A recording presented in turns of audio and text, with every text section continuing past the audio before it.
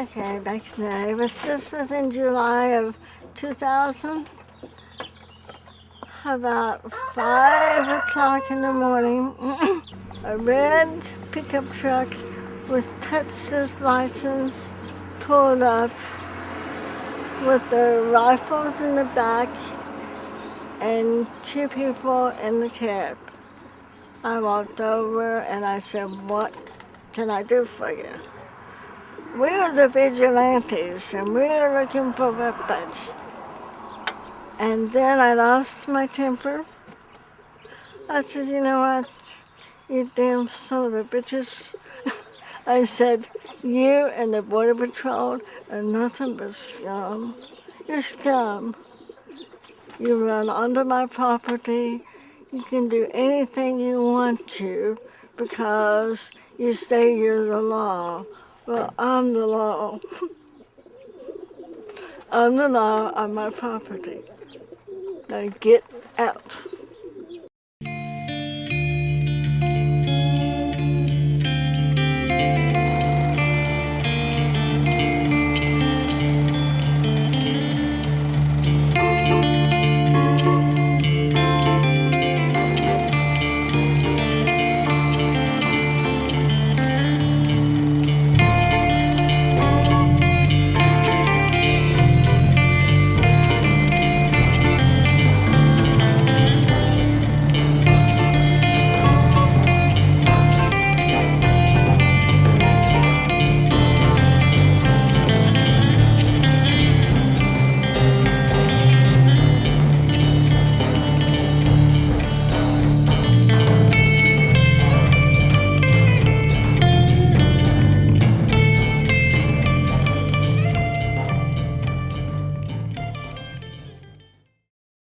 A new group labeled by some as vigilantes is taking matters into their own hands along the border with Mexico. Some call them vigilantes, but they say they're doing what the government can't seem to do, and that's watch our border. The border is lined with civilian organizations who claim they are forced to do the work the U.S. Border Patrol refuses to do. That is, protect the ranches, the people, the property along the border, or protect from an impending invasion.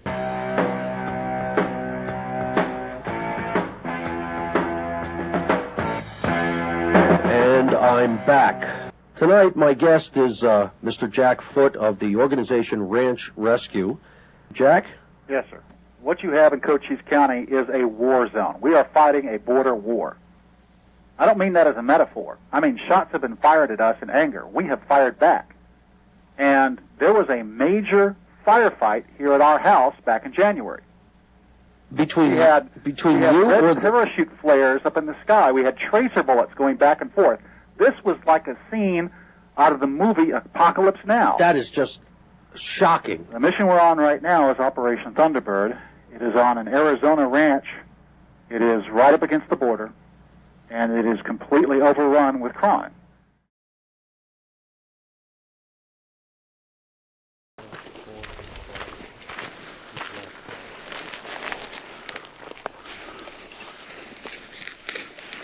Four guys in black are on the property right now.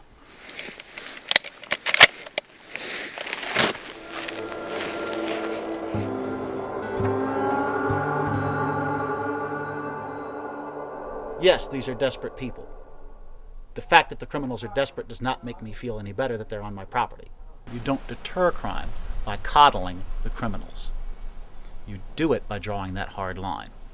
And that's exactly what we're doing here with Ranch Rescue.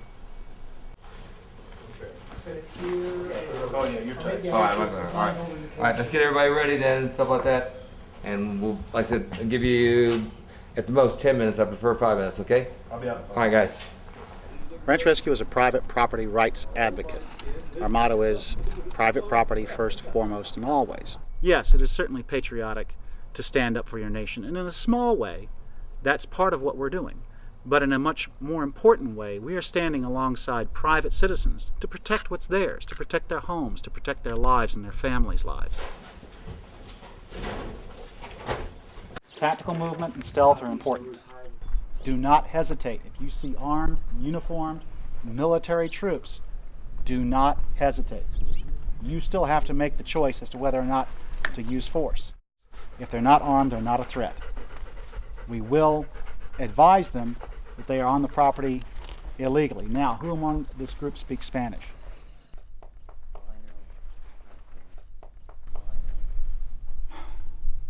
Well, fortunately, all the laws of this state are written in English. Just let that sink in for a second. When will our national government, when will our state governments do what is necessary to protect our borders and to protect the lives and families and the properties of these rural border county citizens? When will they take a stand to protect our own people?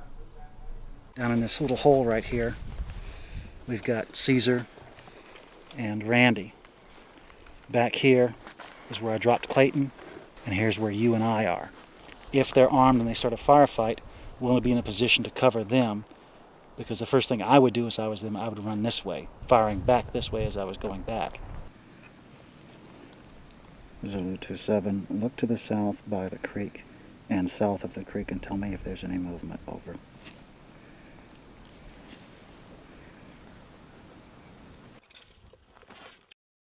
For them to claim they have their own property and therefore anything that steps into their property, you know, it doesn't matter. They can do what they want. I think that's a really dangerous development. All they needed was some excuse to get involved in this activity. And the excuse was that the federal government isn't protecting my rights and my property, therefore I feel like I should have to go out there and do it. And there's no place, I don't think any other place in the United States of America would the tolerance be extended to private armed militias. So I think Jack Foote and his organization Ranch Rescue are hate mongers. I think they're racist. For the most part, they're people that take they take pleasure in doing it, and I really don't think they serve any purpose except to scare those people to death. I believe they came and ran here to Arizona to espouse their hatred and get a lot of attention.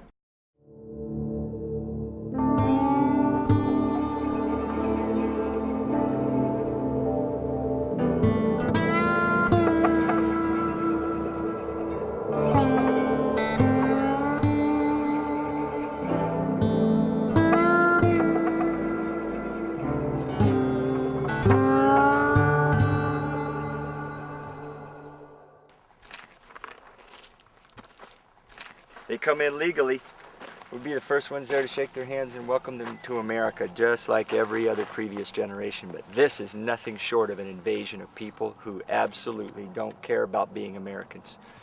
Many of them just burn you up. I mean, it takes so much restraint with these guys when they sit there on the ground and they tell you, oh, you Americans, you're so weak and you're so easy, and we're going to come back tomorrow and we're going to take back this country. I want my National Guard and our troops in Los Angeles, in Atlanta, in Milwaukee to eradicate these non-English speaking thugs that rule entire neighborhoods in our communities across this country. Those are sleeper cells, potential terrorists.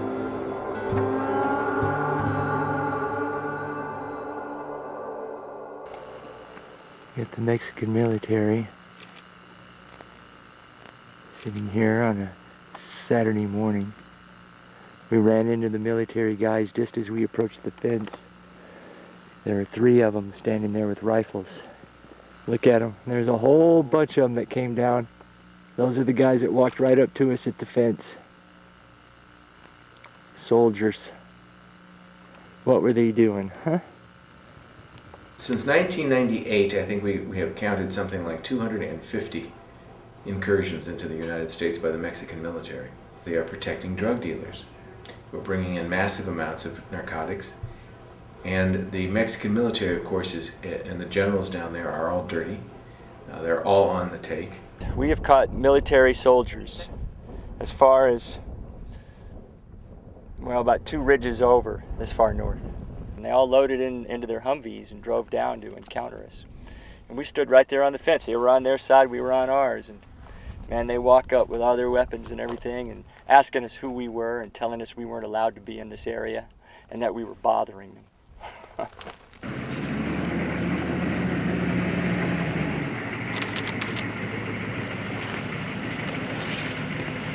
Buenos días.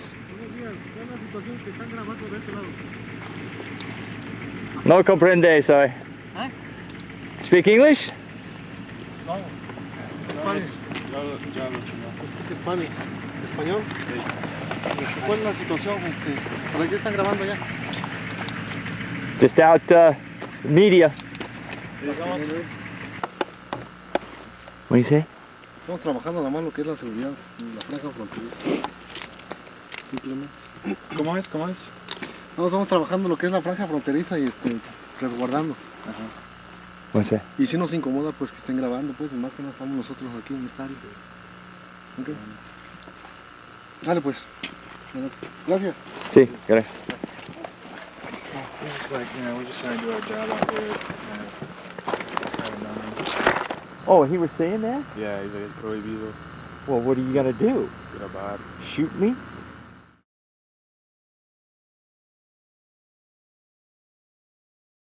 They're heavily armed, they're vicious, and they've got a lot of money at stake. What they don't want to do is get into a gunfight with some redneck, because you can't sell dope that way.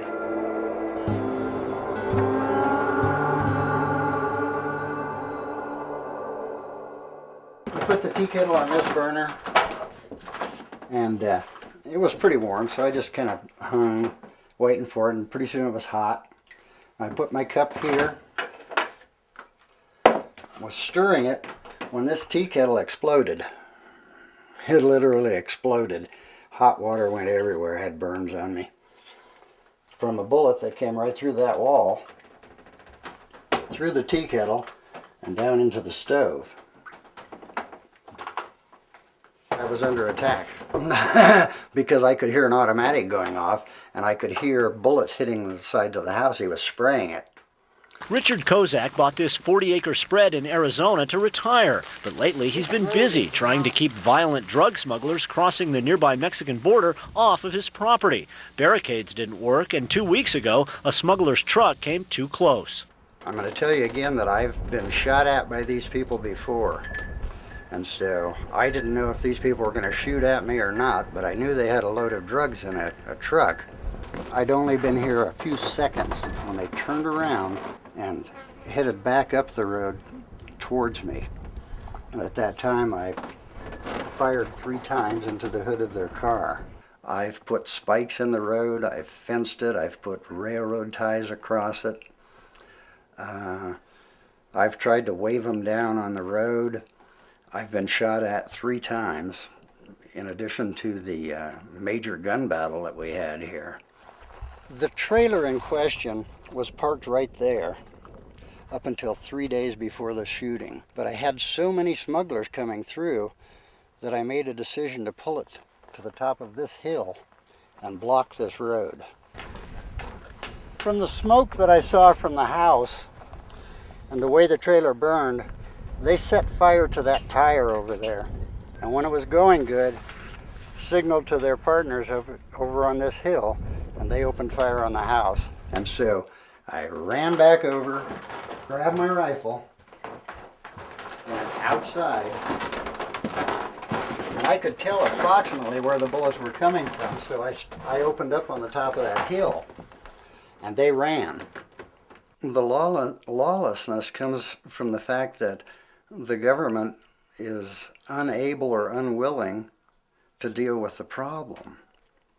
The ranchers and other border citizens who live in the United States are forced to protect their property and their lives to take, to some extent, the law into their own hands and deal with it.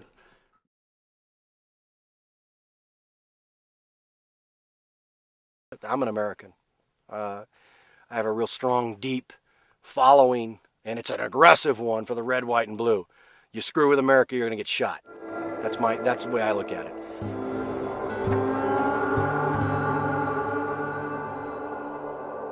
Arizona is just the perfect place to live, with the exception of all the illegal problems and the drugs and the shootings and the gang fights and the hundreds of people attacking Border Patrol, and I'll leave it at that. Think about America.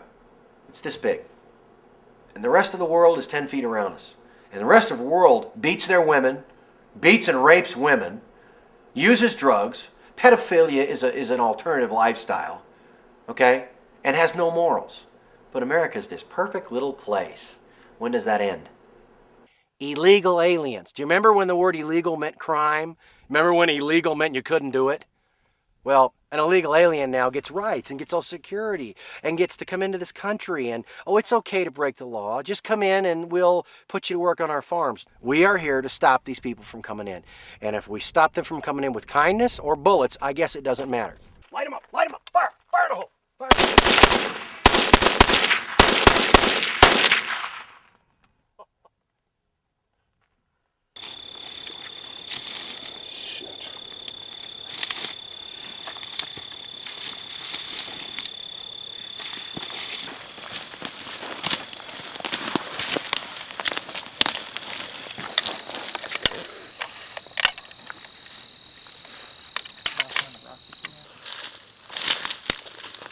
We're taking a nice little position and sitting our asses out here. You want to stay here at this spot? This is the best there is. We're recessed into the bush. We've got a good visibility going. They don't. And if anything does happen, which it probably won't, we got a clear field of fire. We can mow and just mow between me and you. We can mow the fuck out 10 guys. Yeah. Okay, and they'll all fucking die before they know what hit them. But remember, now, if they're just unarmed illegal, fucking don't raise that weapon, and don't rack that slide. Because... well, it's dark. How the hell are you supposed to know? Can you possibly shine a spotlight at my house? this is our position, if you can see it. Yeah, I'm walking towards you. I'll be out there in a minute. We got problems. Watch yourself. There he goes. Let me smell. There's flashlights on the end of that road, on the end of that road down there. So I saw him from the house. I grabbed the dog. I came out here with you guys.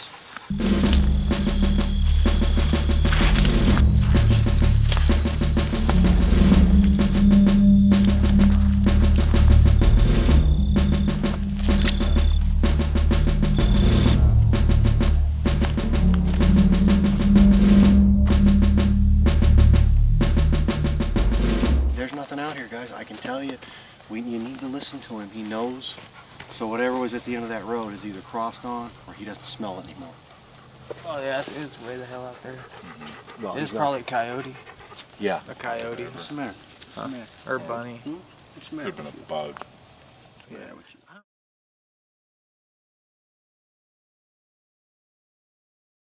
There's a kind of credibility that develops if you say, well, yeah, I have 3 federal felony convictions too, and they say, oh, you do? Well, Pastor, maybe I could talk to you.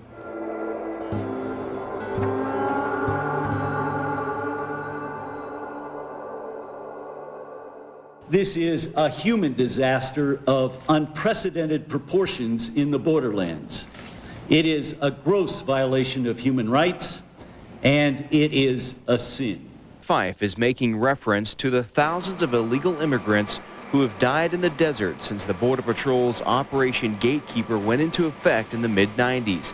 When government fails in their responsibility to uphold human rights, it's the responsibility of civil society to protect the victims. This morning, a coalition of religious groups launched the Samaritan Patrol. Medically trained volunteers will search the desert in a 4-wheel drive to bring food and medicine to immigrants crossing the desert. Religious workers believe that what they do to rescue immigrants is not only morally correct, but also legal and lawful. What we're trying to establish is that there is a humanitarian exception to any kind of criminal charges being brought against anyone. And so you can feel confident that you can provide food and water and appropriate medical care to migrants, and you don't have to worry about being charged with a crime.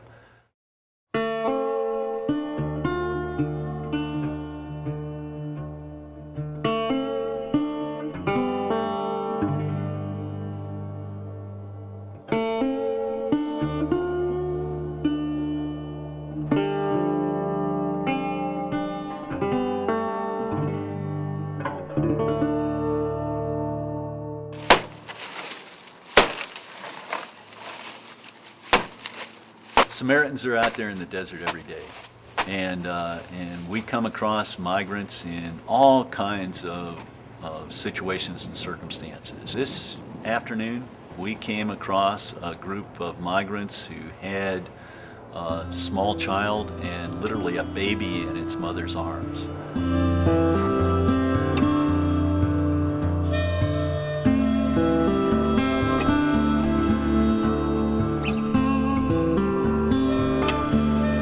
Es necesario porque por el desierto es muy peligroso. Luego muchas personas tienen a sus niños y los ponen al peligro. Es muy difícil, es muy duro. The law is unclear. There's a lot of gray area in it. If they're just severely dehydrated and need 24 or 48 hours of rehydration and rest and recovery, we bring them here to the church. But we do not aid or abet the continuation of their journey from here. That's an act of treason in my judgment. Aiding and abetting not only an illegal act, but aiding and abetting a hostile foreign force to achieve its objectives of populating and dominating parts of the United States of America. I don't think there's any question about that.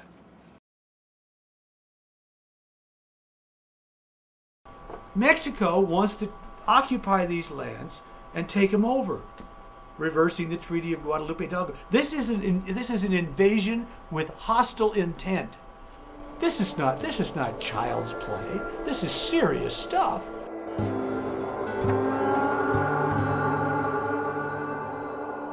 I had two choices: to retire, get a fishing cabin someplace and go fish, or make one last stand. And I decided to come down to the border and make one last stand. Why the border? Because the issues here are black and white. Here's the law, there's the line, what's the problem? Spencer organized the American Patrol to answer that question and many more. What the hell are we gonna do? Oh, I got an idea. We'll let the Mexican government issue them ID cards. And then I saw that the Mexican government was really behind this move north. And the more I looked at this and the more I gathered information, the more I became convinced that this is part of what they call La Reconquista, essentially reversing the result of the Treaty of Guadalupe Hidalgo by migratory means and placing the Southwest under the jurisdiction of Mexico. I believe that. I produced a documentary called Conquest of Aztlan. An invasion is spreading across America like wildfire, bringing gangs, drugs, and an alien culture into the very heartland of America. Ricky Seattle, the Chicano National Guard, can tell you today that we're here united and we're recolonizing America, so they're afraid of us. They're very afraid. It's time for us to take back what is ours. America is truly at a moment of peril. The forces of globalism have unleashed Mexican nationalism on our land. Mexico wants to occupy these lands and take them over. People in Mexico think this is their land and they want it back. And they're saying, oh, you guys want to globalize? You want to go there? Hey, great, while you're at it, we'll just take this part back for us, right? We'll just take this. You don't mind. You don't care. You don't care about borders. We'll just take this. A misguided immigration policy and a hostile force on our border are threatening the bonds of our union. If she is to survive, America needs leaders who will fight for her, leaders who will control our borders, leaders who will repel invaders, leaders who will put an end to the cultural cancer which is eating at the very heart of our nation. No other nation in history has gone through demographic change of this magnitude in so short a time. What do the changes mean? What do the changes mean? Let's listen to Armando Navarro, professor of Chicano Studies at the University of California at Riverside. Ladies and gentlemen, what this means is a transfer of power. It means control. It means who's going to influence. And it is the young people and the people that are now moving that are going to be in a position to really make the promise of what the Chicano movement was all about in terms of self-determination, in terms of empowerment, even in the terms of an idea of an Aztlan. Aztlan. It's what the Chicanos call the American Southwest. They're planning to liberate it. Some of us brag about the idea that in the next 20, 30 years, Latinos, Mexicanos in particular, with this re-Mexicanization of Aztlan, are going to constitute the new majority. And that's what moves them. The fear that the new majority is going to be Mexican and not white impels them into doing what they're doing aggressively because they're fighting a war of time. But history and time is on our side. So we are trying to do everything possible to make sure that the militias understand, including the rancher vigilantes, that we will not tolerate these kind of abuses, these kind of atrocities. Armando Navarro. Armando came out here to Cochise County the same weekend that I was out here. He was out here Memorial Day weekend. He said he was going to come out and confront the terrible people that were helping these landowners defend their property. Are you talking about what we call the 2-minute protest? Your viewers are going to love this. 3 vans full of protesters come rushing up to the front of my ranch. And Isabella, I forget her last name, it doesn't even really matter, gets out of the car with one of these microphones and does a, "Hi, this is Isabella Garcia and we're here protesting this, goodbye!" Throws the microphone out of the air and takes off, and they all jump in the vans, they all take off. What kind of protest is that?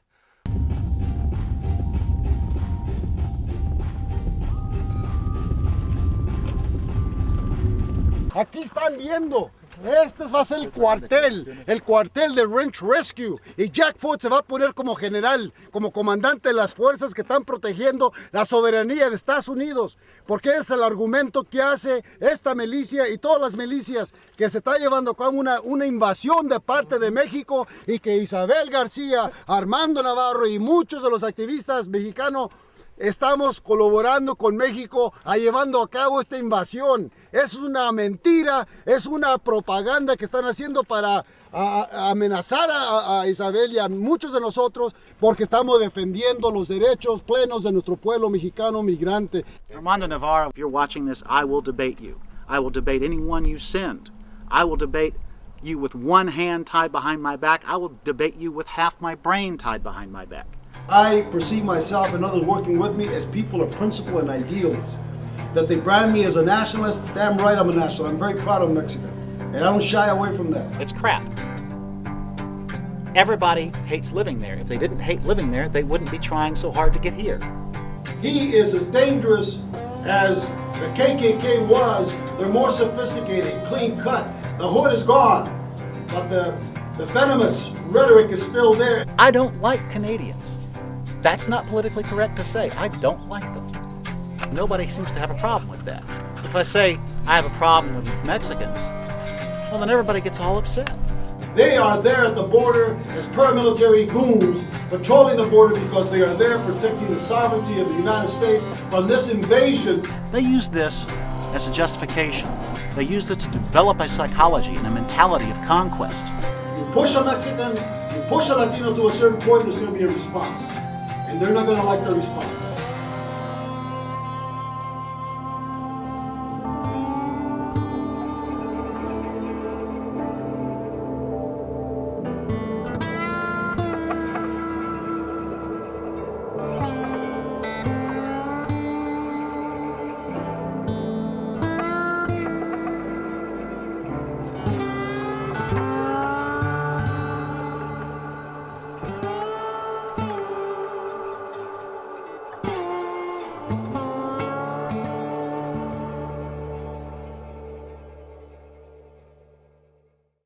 Border crossers not understanding how far they have to walk, not understanding how much water they have to carry, not realizing the magnitude of trying to cross a desert. It's a deadly situation.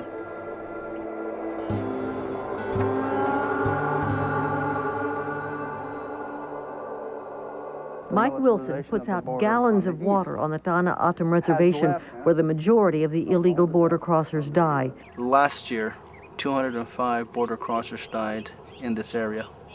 Of those 205 deaths in southern Arizona, 87 died on the Tana Atom Nation. Nobody deserves to die in the desert.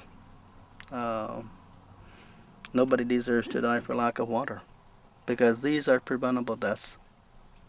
when you put out water and they find out, they're going to come across because they're going to come across more frequently this way because they know the water's there. You know, and again, that's where we're caught in the middle because he's attempting to do that, and the local community is saying that they don't want him out there. But they're coming in droves. They're 1,500 people a day.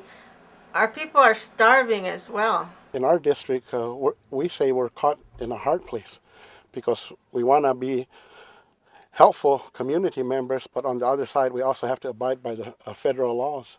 Wilson's been putting water 8 miles south of Ajo Road, 2/3 of the way up from Mexico's border. The problem is, he says, he's not allowed to put water in the places where several people are dying. I got a telephone call in Tucson from the United States Attorney General's office in cells, ordering me to cease and desist putting out water for migrants crossing the Tohono Nation. That if I did not cease and desist putting out water, that that there was a possibility that I would be banished from the tribal lands. I resigned my position as a Presbyterian lay pastor and moved back to Tucson, but I have continued to put out water.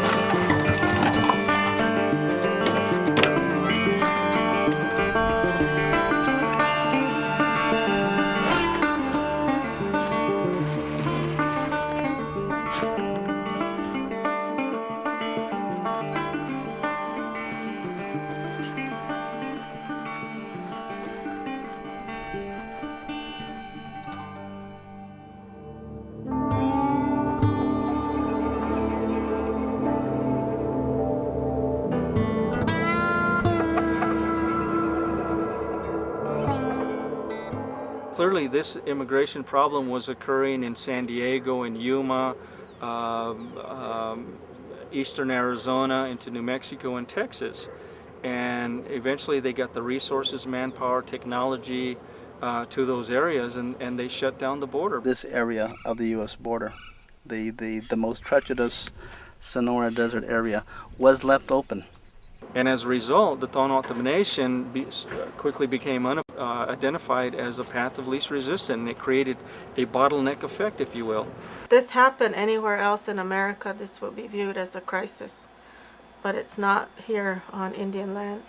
So many migrants are coming to the tribal lands, that tribal members cannot accommodate the sheer numbers. And it's a inhumane border policy to force migrants to come to the most treacherous part of the Sonora Desert. ¿Qué pasó, hermano? ¿Cuántos días estás solo? Ahorita tengo 2 días. ¿2 días solo? Allá había un agua de abrevadero para caballos. This is the water that they're drinking.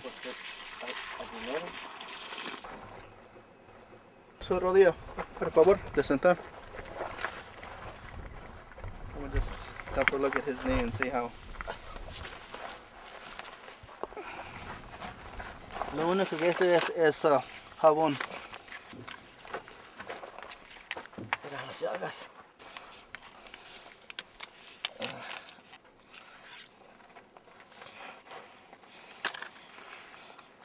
Yo soy de miembro de este tribu.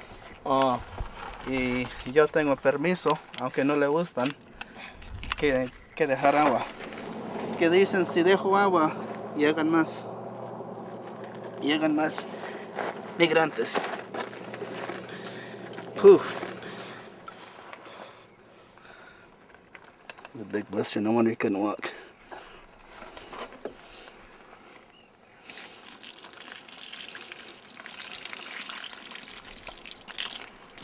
Es que sí duele esa madre.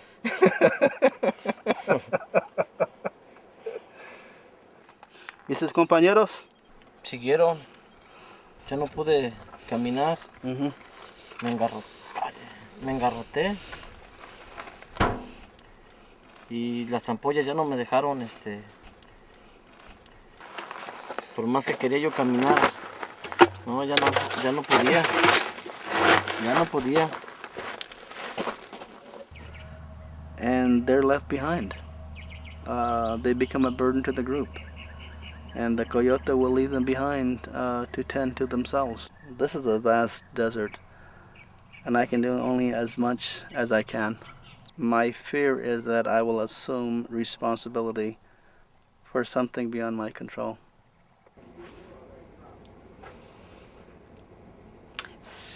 It's just a really painful thing. It's so unbelievably cruel that we have a policy that causes this kind of pain,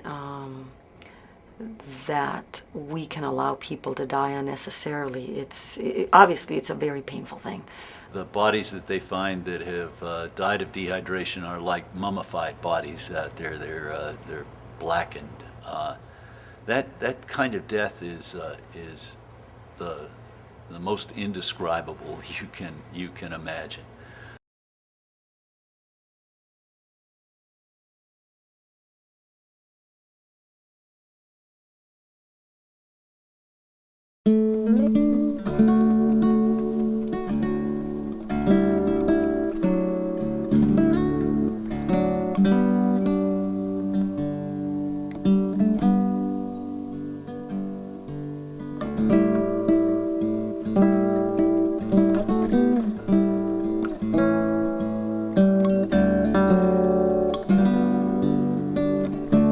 Pues a nosotros nos dicen que en 2 días, pero en realidad no se sabe. Yo no le puedo explicar porque yo nunca he venido, es la primera vez. Horrible, como no te imaginas. Por las madrugadas, total que se te hiela todo, que viene siendo en la tarde, el calor es insoportable. Yo caminé una vez 6 días y 6 noches en el desierto, perdido. Sin agua, sin nada, ya tenía yo como 2 días. Pues sí, es muy difícil porque a veces no hay trabajos, falta de recursos económicos. Los jóvenes dejan sus estudios para emigrar para estos países. De uno mismo, nadie te forza con una pistola y te dice vas a caminar por el desierto. Uno toma la decisión de morir así. Ellos necesitan de nosotros, somos la gente trabajadora de ellos. Manda o algo, pues lo primero que te dicen, a ver, ¿dónde están tus papeles? O algo, y pues ya mejor, ya se queda uno calmado. No me arrepiento, porque sé que tarde o temprano voy a volver a intentar. Y ahora sí voy a cruzar.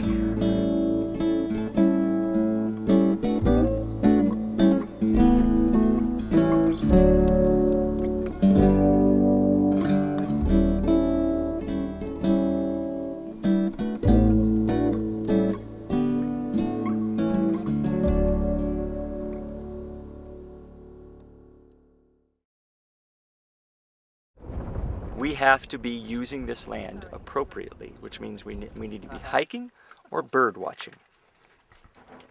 So I've got my bird watching manual right here, and we're out here looking. Today I'm looking for the common loon. What they'll do is they'll walk into this area, and we've got 2 people sitting back there in those trees, and then we have Craig sitting on the curb. Gene and I will be in the back door, so we'll drop in on the trail behind them. And so basically what we do is create this little perimeter of people. If it would go 2 or 3 months and we wouldn't find anyone, then I'd quit. Once they've got it shut down to where I'm satisfied that they're catching a majority of the people, then we'll quit. I don't want to have to do this. It's ridiculous. They're not starving, I'll tell you that. I have never come across a starving person. This group last night, you should have seen them, wearing brand new clothes, brand new high-end tennis shoes. All of them had brand new haircuts. I mean, these were not poor migrant workers. Most of these people are not. You have 2 types that come across this border. You have the Indians, okay? These are the Highland Mayan tribes.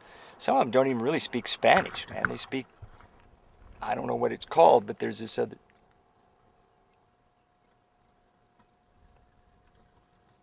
Okay, we got 10.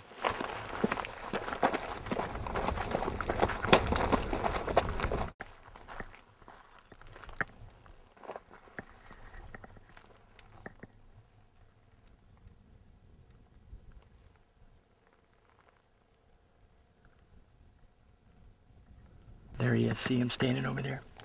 See him over there? See him? He just went down. Okay, I see the scout. He's up on the ridge. I think he saw us. He's squatting down right there. Okay, they didn't see us. They're continuing.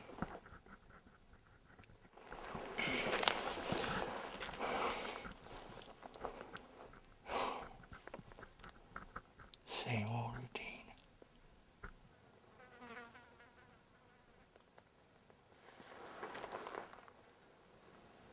They spotted us, I know they did.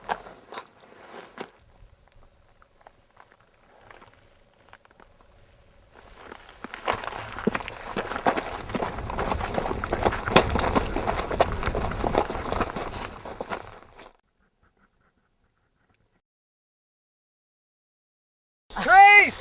Mañana tienes. I told you. And he's here No más. last night. Vigilantes get you, man. Friends. No más, I tell you. I tell you, see you tomorrow, Yeah, man. you did, didn't you? And I told you I'd see you. Yeah.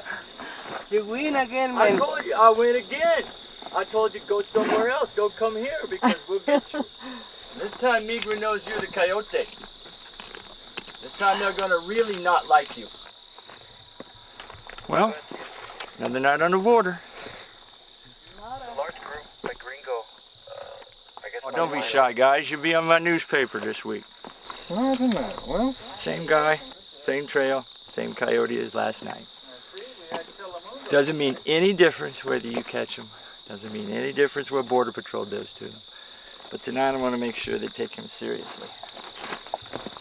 Better off trying a different way, man, because you gotta work for these scoundrels. They ain't gonna pay you good. I'll welcome you. I'll give you a job. You come legally. But you come illegal, I will send you back home every time. I'm going to try. You have to have kind of business. You have to make too much money. You have to have one house or two houses, I don't know. And many papers we find in the way, and we are trying to cross. Because I wanna work. Because he's coming too, man. They must have heard us coming up the trail. Did you hear us, Chris? Well, yeah.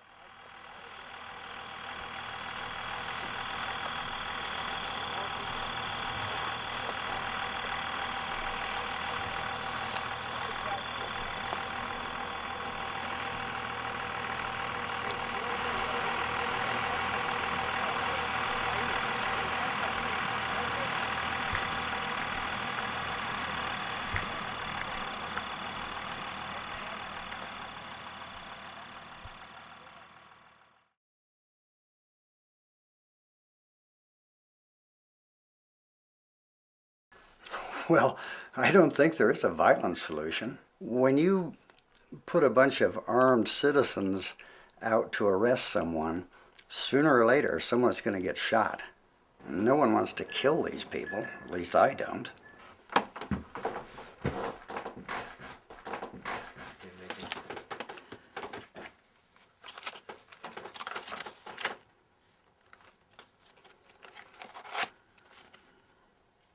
It was sitting right there. You can see from the configuration of the bullet that it was an AK-47 shooting at me. That was later confirmed when the sheriff and his deputies showed up and we searched that hillside and found, I don't know, 40-some casings. In my mind, I didn't know they were going to take off, and they may not have taken off had I not returned their fire. So if I get under the bed, then I have given up. If they come in, they're just going to shoot me and kill me. So my choice is to try and drive them off or die. I have to acknowledge that closing this border by means of vehicles and people is almost impossible. Arresting them and getting them back across the border is futile. The next day they're right back again, and so they just continue to do it until they do make it through. The answers are economic, not criminal. We can't stop them from coming in here.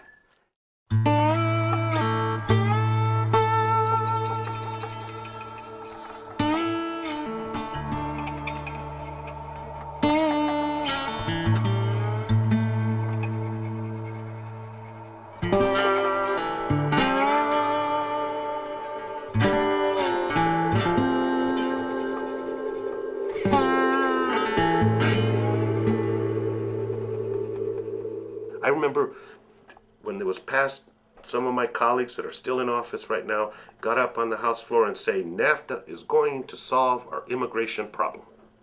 No, NAFTA did not help. It did not help. They're not better off. The economy of Mexico is not better. Part of the reason for the militarization of the border has been to try and keep cheap Mexican labor working in those maquila plants in Mexico for $4.50 a day. That's not an easy task. Let's face it, the American public has been lied to for so many years that somehow we've had a closed border. We've had an open border. We've had an open border because our economic necessities have dictated that. As long as we have the kind of wealth disparity along this continent, and as long as we don't build capacity within their country for people to be able to feed themselves and sustain themselves, we're going to be confronted with this, because the root cause of this is economics.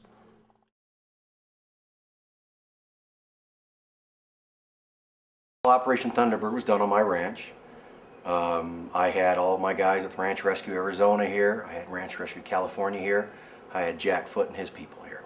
If I took you and stressed you to the point where you were breaking and then said, now, you live your life like that, that's what Jack Foote's going through. I mean, the man's life, doing what he has done, has destroyed him.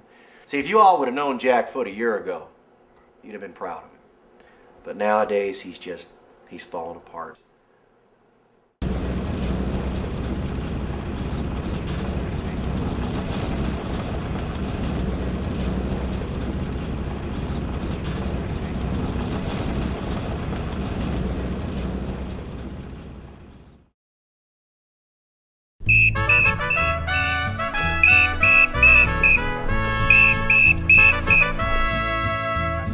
North of the border of old Mexico, I rode one day to the cow town of San Angelo. The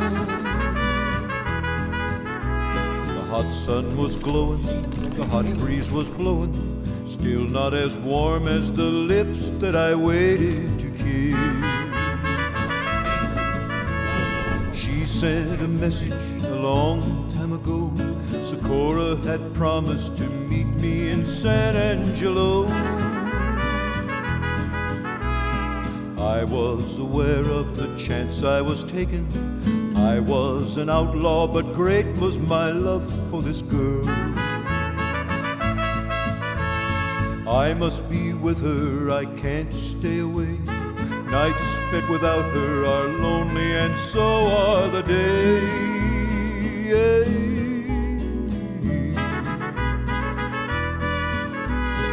If it means death, I'll have to chance it. Only a few minutes more and she'll be by my side.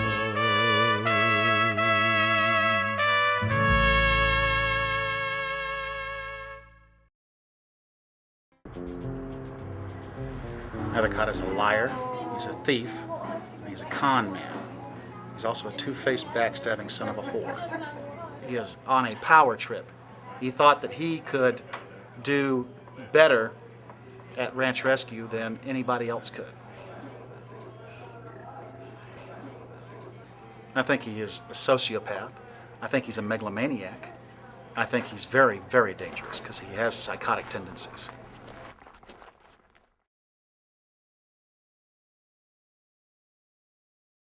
James Casey Nethercott is now on trial in Hebronville for allegedly abusing an immigrant couple. And while the defense attorney and Nethercott say he didn't commit any crimes, prosecutors and ranchers hope justice will be served. All right, here's the gentleman that accused me of assault. You can see here he's uninjured, his hair's combed. He made false allegations that that giant Rottweiler in the other room attacked him. And as you can see, his sweater's completely undisheveled. He's in perfect shape. He's lying about the entire thing. You can see the right side of this gentleman's head right here.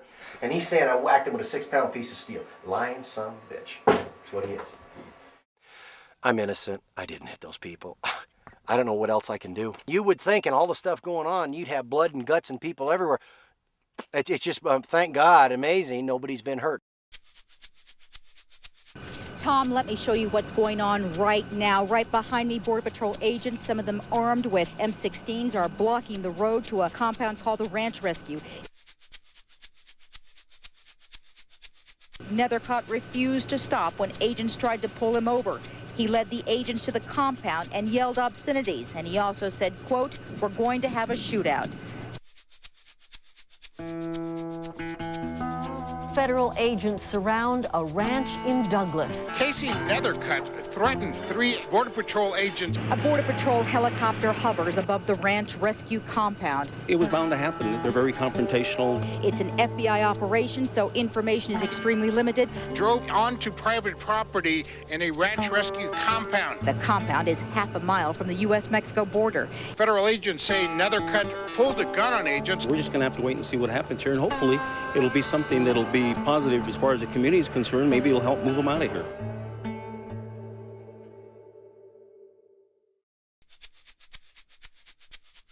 The confrontation between members of Ranch Rescue, a private property rights group, and FBI agents happened in front of this supermarket last night around 11 o'clock.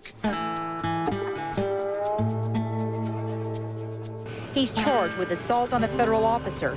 During the arrest, authorities say actions taken by Nethercott and Kalen Robert Riddle led one of the FBI agents to fire his weapon at Riddle. And FBI agents shot and wounded a man while making an arrest. The confrontation last night ended with an FBI agent shooting Ranch Rescue member Kalen Riddle.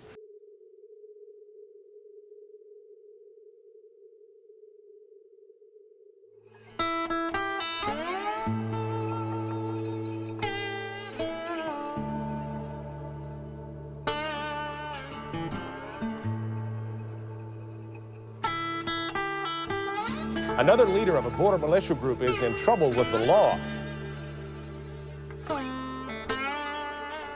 The FBI arrested Ranch Rescue founder John Foote on a weapons charge stemming from a 1996 domestic violence conviction. Foote is the second militia leader arrested in southern Arizona this month. Yesterday, a federal judge in Tucson ordered that Ranch Rescue founder Jack Foote remain in federal custody to ensure the safety of the community.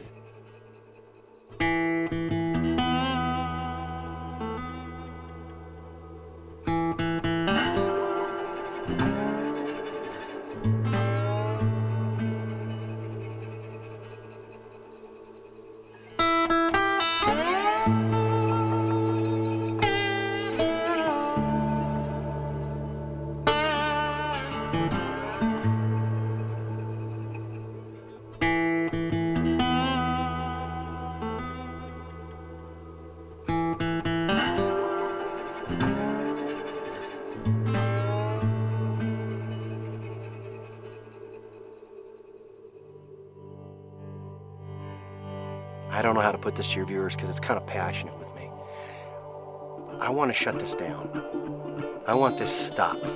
You're going to have the same situation as you have now, and I don't care how many guys in camo and big American flags are down there waving "Control our borders."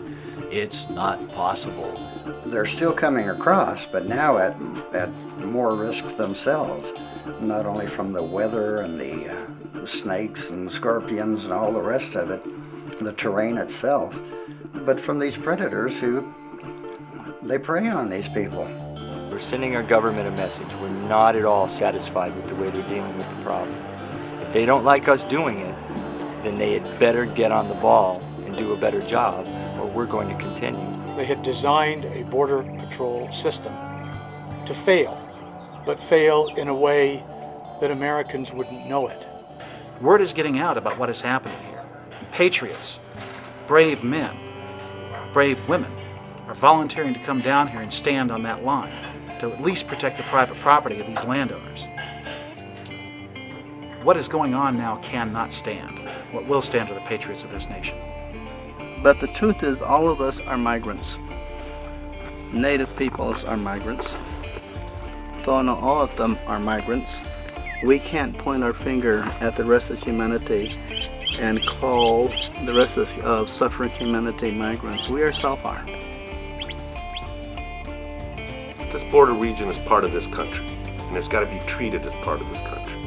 Not to say that I'm right or that somebody else is wrong, but to say, can we just using fact and science evaluate what we've done for 10 years and then do some immediate kinds of immigration reform in this country? Can we evaluate what NAFTA has done and trade policy has done for the last 10 years? Can we do that? Something horrific is already happening. All the people that die here in the desert, the situation and the buildup along the border in terms of security and border, the presence of private militias along the border hasn't been enough to convince people we have to do something. I hope it doesn't take something worse than that to get us to move.